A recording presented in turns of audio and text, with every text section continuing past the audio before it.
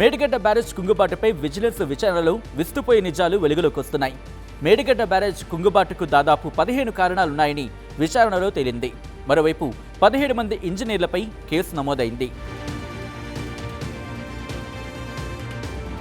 కాళేశ్వరం ఎత్తిపోతలలో భాగంగా నిర్మించిన మేడిగడ్డ బ్యారేజ్ 2023 అక్టోబర్లో కుంగిపోయింది. అప్పటి నుంచి విజిలెన్స్ అండ్ ఎన్ఫోర్స్మెంట్ అధికారులు విచారణ చేపట్టారు.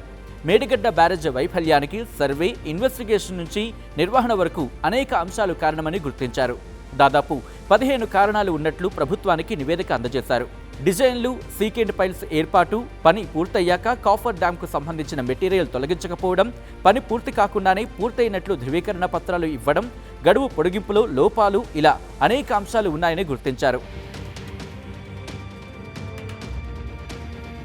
మరోవైపు మేడిగడ్డ బ్యారేజ్ నిర్మాణంలో భాగంగా వివిధ విభాగాల్లో కీలకంగా వ్యవహరించిన 17 మంది ఇంజనీర్లపై క్రిమినల్ కేసులకు సిఫారసు చేసింది విజిలెన్స్.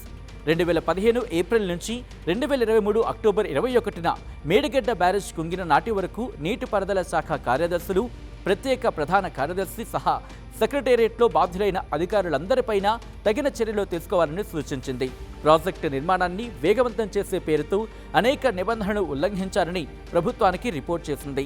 ఆర్థిక శాఖలో కూడా కార్యదర్శులపైనే కాకుండా ఇతర సీనియర్ అధికారులపై కూడా చర్యలు తీసుకోవాలని సూచించింది. ఇందులో 2015 ఏప్రిల్ 15 నుంచి 2023 అక్టోబర్ 21 వరకు పనిచేసిన అధికారులపై చర్యలు తీసుకోవాలంది.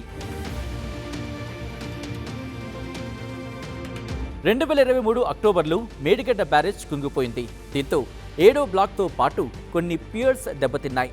దీనిని ఎన్డీఎస్ఏ నిపుణుల కమిటీ పరిశీలించి planning, design, quality control, operation and మెయింటెనెన్స్లో వైఫల్యాల వల్ల దెబ్బతిన్నట్లుగా గుర్తించింది.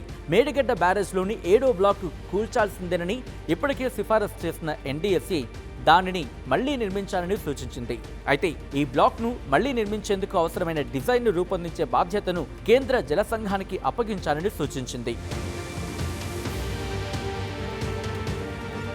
మరోవైపు మార్చి 24న కాళేశ్వరం ఎత్తిపోతల పథకంపై జస్టిస్ పీసీ ఘోష్ కమిషన్ విచారణ ప్రారంభమవుతుంది. మేడిగడ్డ, అన్నారం, సుందిళ్ల బ్యారేజీల అవకతవకలపై పీసీ ఘోష్ కమిషన్ మలిదశ విచారణ చేపట్టనుంది. ఈ విచారణ నివేదికను కమిషన్ వచ్చే నెలలో ప్రభుత్వానికి అందించే అవకాశం ఉంది. ఇప్పటికే అఫిడవిట్ల రూపంలో పలువురి నుంచి సమాచారాన్ని తీసుకున్న కమిషన్ వారి నుంచి స్టేట్మెంట్ కూడా తీసుకుంది.